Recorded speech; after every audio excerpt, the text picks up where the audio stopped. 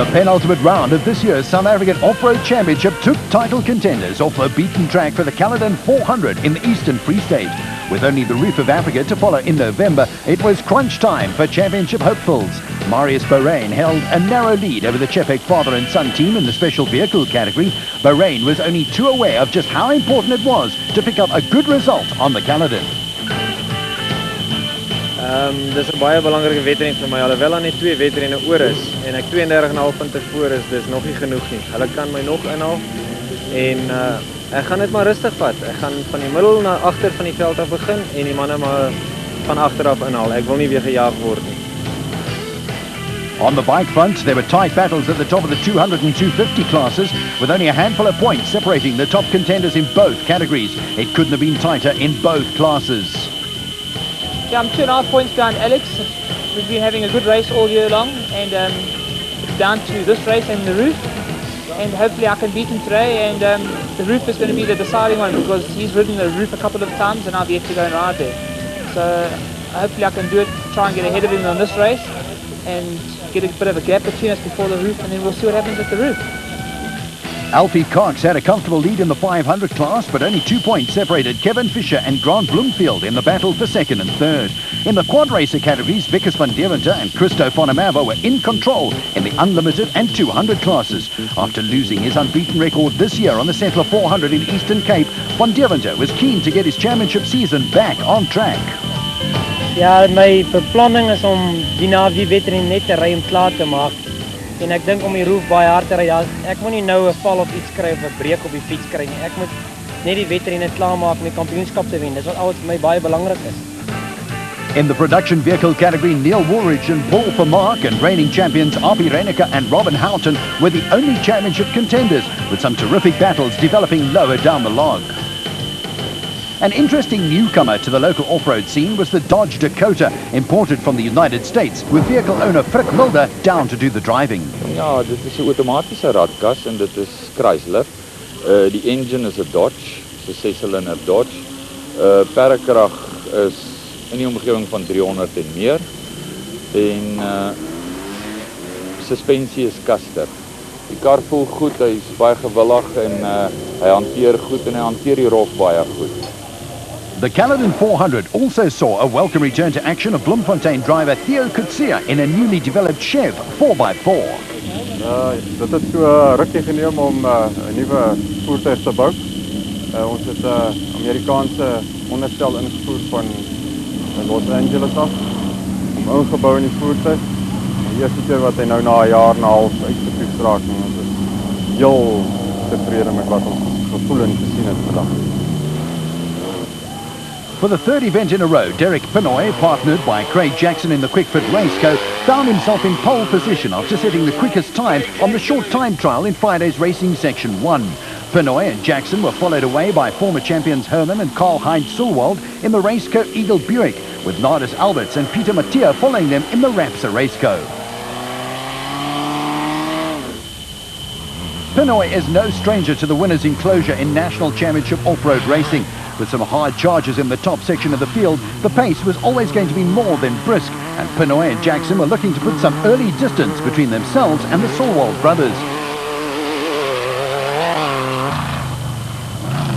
The Sulwalds have found success hard to come by after winning the Special Vehicle Championship in 1994, with Nardis Alberts and Peter Mattia also hoping to put an end to a lean spell that has produced some disappointing results. The Rapsa Raceco has always been quick, but reliability has been the biggest problem for Alberts and Mattia. Behind them, they have the Natal crew of Hilton Laurie, who has navigated for Derek Pinoy this season, and Derek Coombs in another Raceco. At the front of the Class B field, a terrific early battle was developing between Franz Chepek Senior and Junior and championship leader Maurice Bahrain in the Mighty Mag. For the Chepeks, the reigning Class B champions in the Epsom Raceco, the priority on the Caledon was to finish ahead of Bahrain. The priority for production vehicle championship leaders Neil Woolridge and Paul Vermaak was to finish ahead of the Bankman Toyota pair of Abi Reiniger and Robin Houghton. In the early stages, the Sani was caught in the middle of a string of racecos, with Reiniger and Houghton in hot pursuit in the Land Cruiser.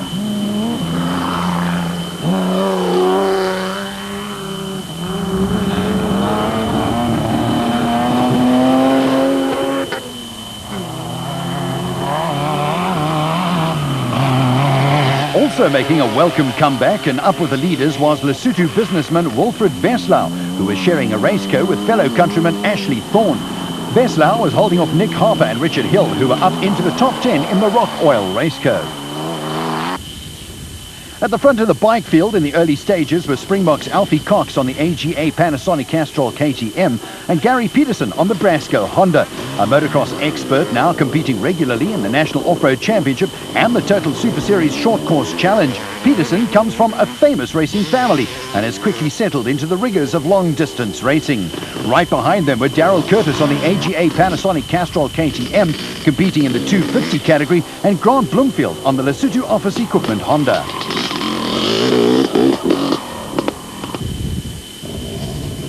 Bloomfield set the quickest time on the Friday time trial, but had been quickly relegated to 4th place on the road.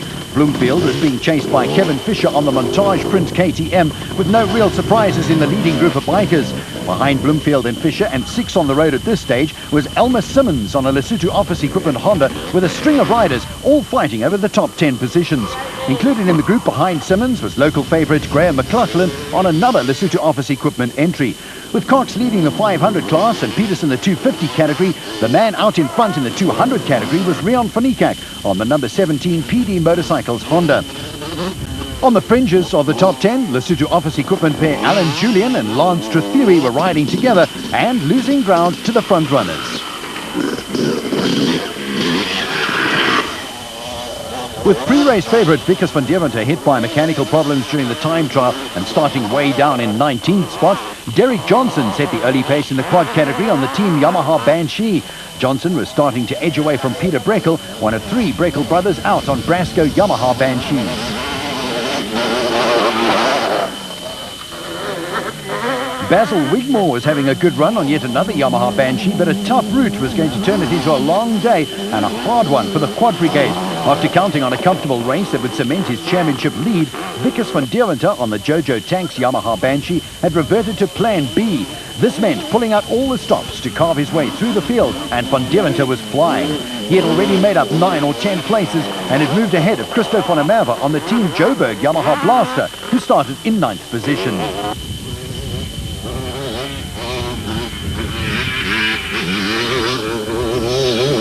The Caledon 400 always provides for a testing route, and it was tough going for the Quad Brigade. Handling these motorized bucking Broncos over rough terrain requires huge skill, a big chunk of bravery and superb physical fitness. A rider's weight distribution is the key factor in keeping a quad upright and pointing in the right direction. It is hard work, but some terrific midfield battles were starting to emerge with Jacques Strubit, Milton Thiessen, Johan Kruger, Colin Davies, Billy Coetzee all heavily involved.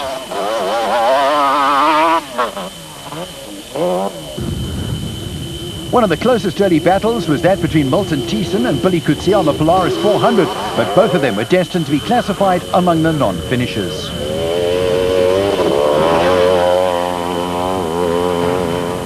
At the front of the car field, there'd been a change in running order. The Solwald brothers, Herman and Karl Heinz, had hit the front in the race car Eagle Buick. The Solwalds are chargers who like to dominate from the front, but their lead was a tenuous one. Nardis Alberts and Peter Mattia also prefer the aggressive approach and were right on the Solwalds' heels in the Raxa race car.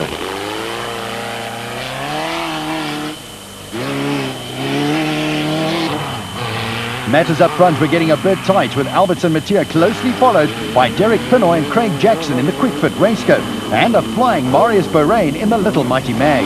Bahrain is another driver who likes to fight his battles from the front and moved into 3rd place when he stormed past Pinoy and Jackson.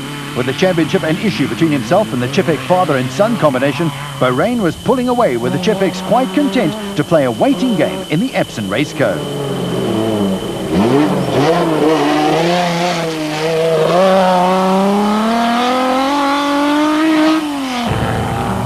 The situation at the front of the production vehicle lineup was more than interesting. Reigning champions R.P. Reinicke and Robin Houghton in the Bankford Toyota Land Cruiser were running together with Neil Woolridge and Paul Vermaak in the Time Fright Nissan Sani. The 2 production vehicle championship frontrunners were mixed up in a fight with the special vehicles of Natalians John Rowe and Andrew Davis and Stan Illman and Franz Stungel in a pair of race cars. Not far behind this little battle, Wilfred Veslau was still going well in the Astoria race car he was sharing with Ashley Thorne, who is normally to be found in the navigator's seat.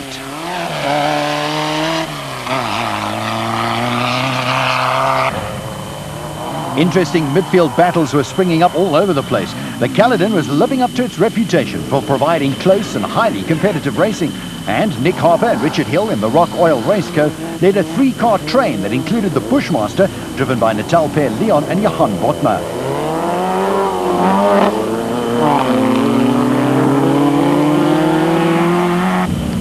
Not far behind the trio up ahead were former production vehicle champion Cliff Barker and Malcolm Joubert, who started 19th in the 4-sticks Land Rover.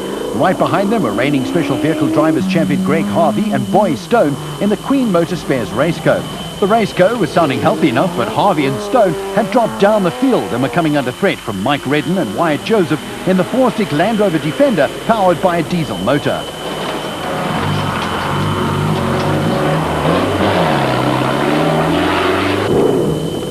It was tough going for the car crews as well. Race can action from the Frankenberg Yeo 4-sticks Range Rover provided an insight into the hammering crews and machinery were taking on a route that provided a mixture of the rough and the smooth.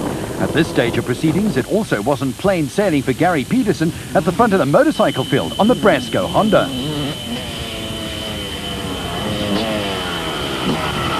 Peterson arrived at the final refuel with only seconds separating him from Alfie Cox on the AGA Panasonic Castrol KTM. When Daryl Curtis on the second AGA Panasonic Castrol KTM joined Peterson and Cox at the refuel, it set up what had the makings of a terrific race to the finish. The possibility of a race to the finish between 3 hugely talented drivers evaporated within minutes of Cox and Peterson leaving the refuel. Cox and Peterson got underway almost simultaneously, and then drama struck when Peterson crashed out of the race. Cox and Curtis lost time when they stopped to help Peterson, who had broken his collarbone, but had some leeway in Grant Bloomfield on the Lesotho Office Equipment Honda, who was 4th on the road. 513!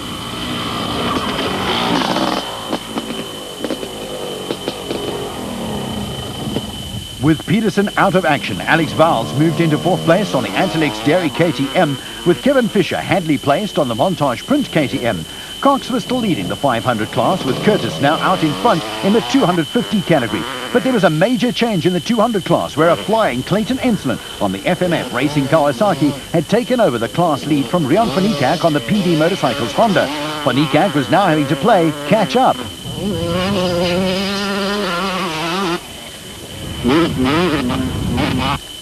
Lance Trethewey was still on the fringes of the top 10 on the Lesotho Office Equipment Honda, which wasn't doing his championship hopes any good.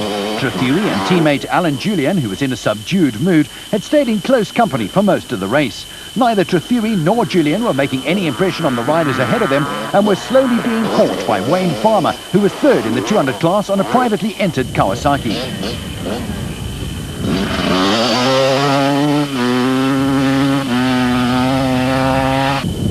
Malcolm Smith was one of a string of riders trying to force their way into the top 10 and was enjoying himself so much he found time for a little showboating for the camera. Graham McLaughlin was a little more serious on the Lesotho Office Equipment Honda, and a late charge saw him move into the top 10.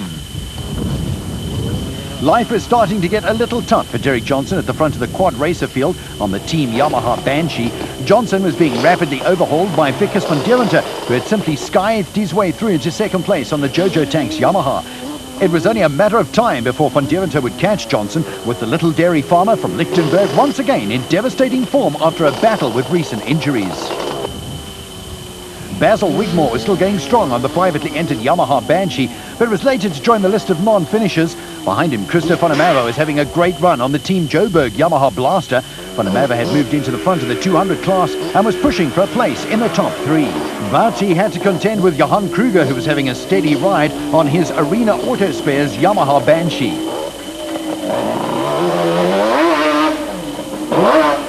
Also destined to join the non-finishers was Paul Breckel on one of the 3 Brasco Yamaha Banshees that started the race. Brother Mark Breckel was the only one of the 3 Breckel brothers to make it to the finish, with Milton Thiessen on the privately entered Banshee, another of the unfortunates not to see out the distance.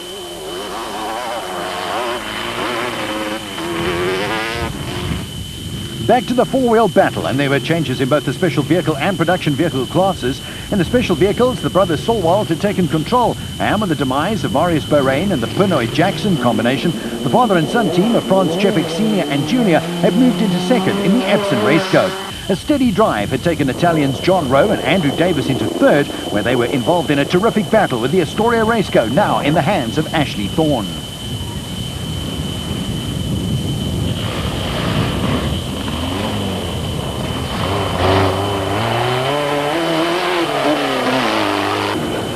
At the front of the production vehicle class, Neil Woolridge and Paul Vermaak had taken complete control in the time freight Nissan Sani. Mechanical problems sidelined reigning champions R.P. Reinecker and Robin Houghton in the Bankfin Toyota Land Cruiser, and Woolridge and Vermaak were mixing it with special vehicle crews that included Nick Harper and Richard Hill in the Rockwell Raceco. With race distance starting to run out, there were still plenty of tight battles going on for the minor placings. While some crews were starting to run into problems and others were setting themselves up for late charges, there was plenty of action. Reigning Special Vehicle Drivers Champion Greg Harvey, partnered by Boy Stone in the Queen Motor Spares entry, was one of those who needed a late charge.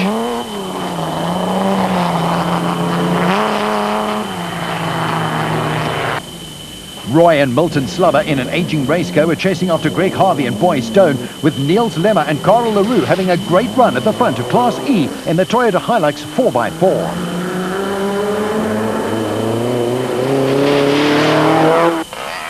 A steady run in the diesel 4-6 Land Rover Defender had taken Mike Redden and Wyatt Joseph into second place in Class E.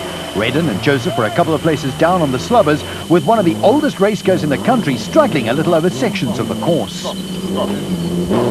Good.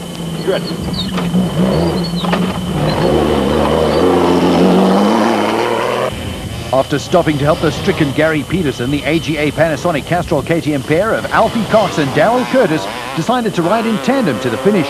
Cox led the 500 category and Curtis the 250 class, with the pair a comfortable 4 minutes ahead of Grant Bloomfield on the Lesotho Office Equipment Honda.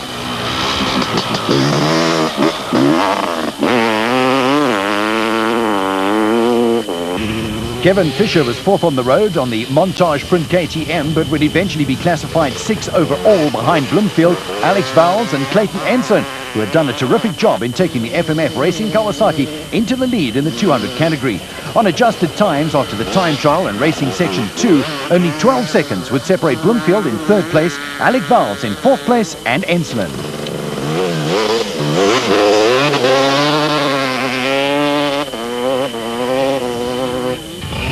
Running second to Clayton Enslin in the 200 category, Leon van Niekerk had fallen 14 minutes behind, but was just over a minute ahead of 8th placed Graham McLaughlin on the Lesotho Office Equipment Honda.